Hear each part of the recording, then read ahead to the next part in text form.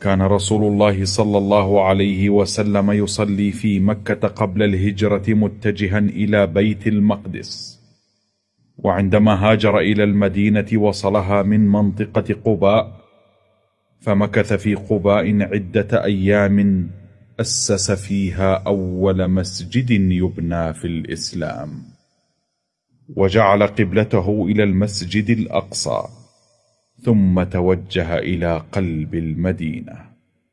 وكلما مر بمنازل قبيلة دعاه وجوهها للنزول عندهم، وكان بعضهم يأخذ زمام ناقته أملا في أن يحظى باستضافته، فيقول لهم رسول الله صلى الله عليه وسلم: خلوا سبيلها فإنها مأمورة.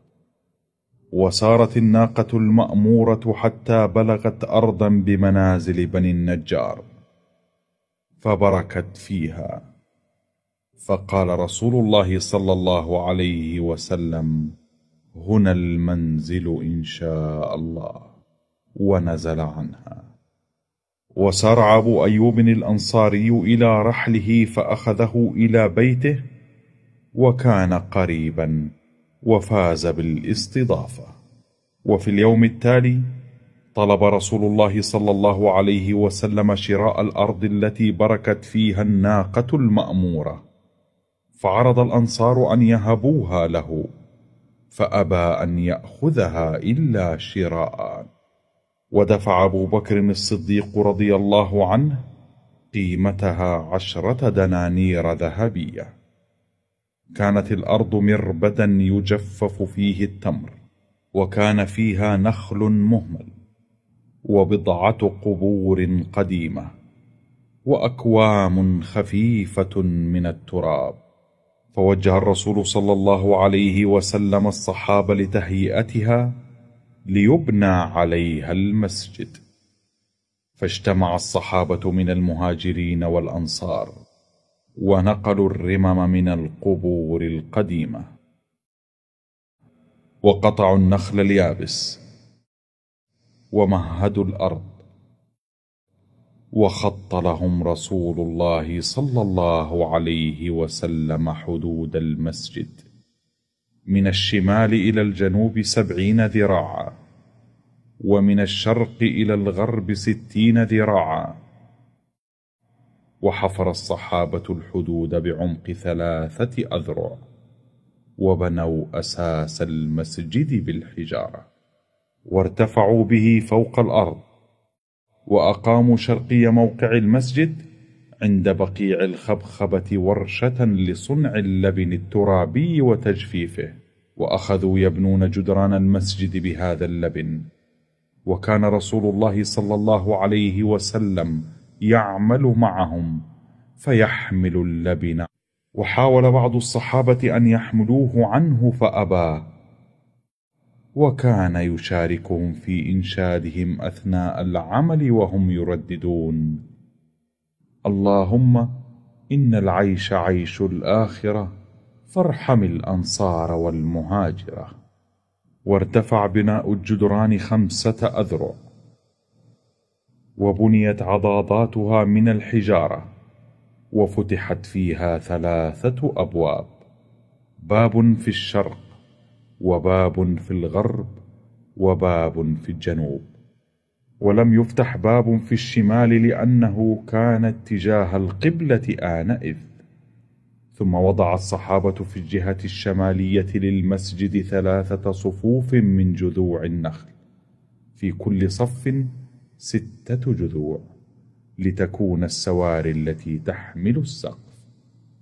وشبكوا فوقها أعمدة خفيفة، ومدوا فوقها حصيرا، ووضعوا فوقه سعف النخل، ثم غطوه بطبقة من الطين، وفرشوا أرض المسجد بالحصباء الصغيرة والرمل.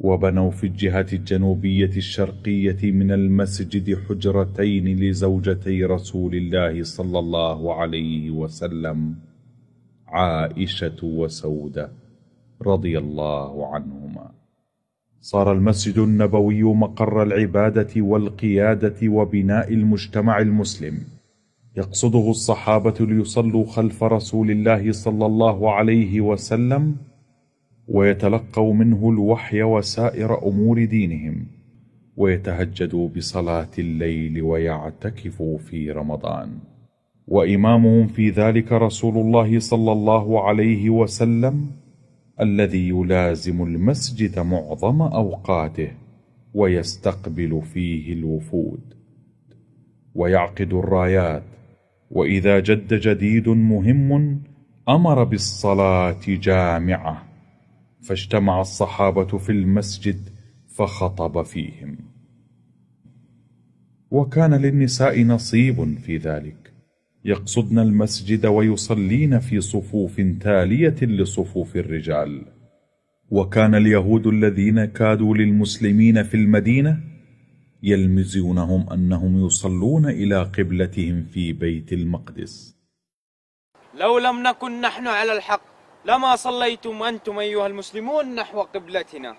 فكان هذا اللمز يؤذيهم، وكان رسول الله صلى الله عليه وسلم يقلب وجهه في السماء ينتظر من الوحي فرجا. وفي 15 من شهر رجب بالسنة 2 للهجرة نزل الوحي بالآية الكريمة: قد نرى تقلب وجهك في السماء فلنولينك قبلة ترضاها فول وجهك شطر المسجد الحرام وحيثما كنتم فولوا وجوهكم شطره.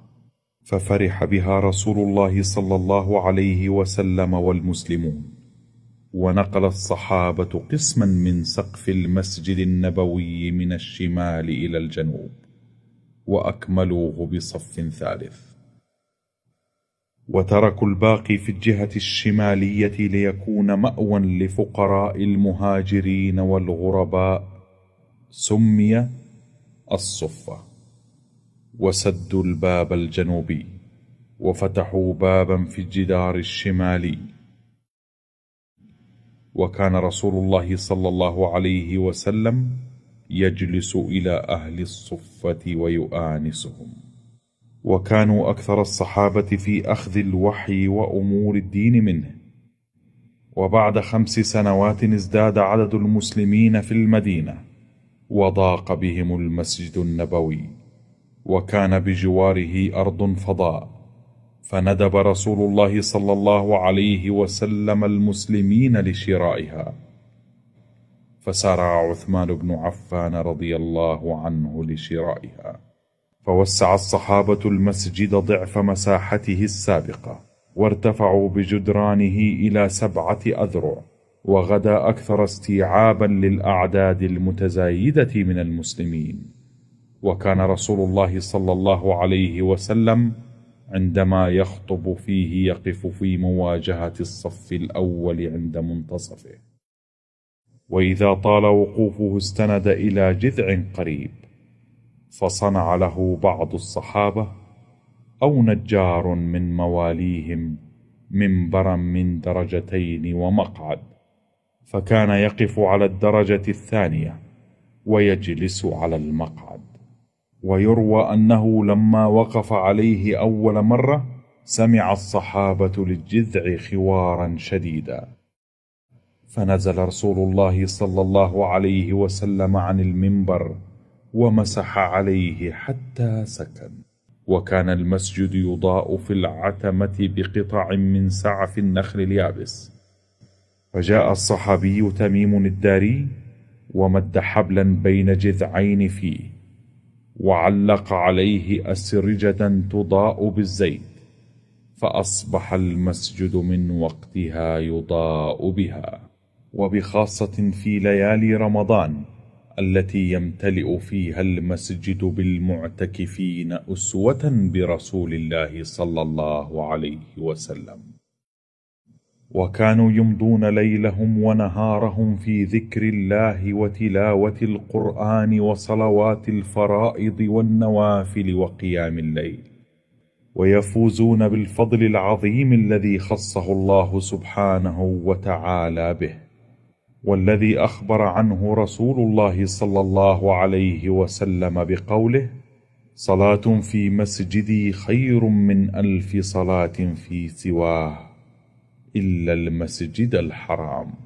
ولقد أصبح المسجد النبوي منذ العهد النبوي وإلى أن يرث الله الأرض ومن عليها مقصدا للمسلمين حيثما كانوا، يتطلعون لصلاة مطمئنة فيه، وينعمون بعبادة هانئة فيما بشرهم به بقوله وهو الصادق المصدوق: ما بين بيتي ومنبري روضة من رياض الجنة. ويحظون بالسلام على رسول الله صلى الله عليه وسلم بقرب قبره الشريف: اللهم ارزقنا صلوات وصلوات فيه، وسلامات من قرب على حبيبنا محمد صلى الله عليه وسلم، واجعله شفيعنا عندك يوم الدين، وتقبل منا صلواتنا ودعواتنا وسائر طاعاتنا.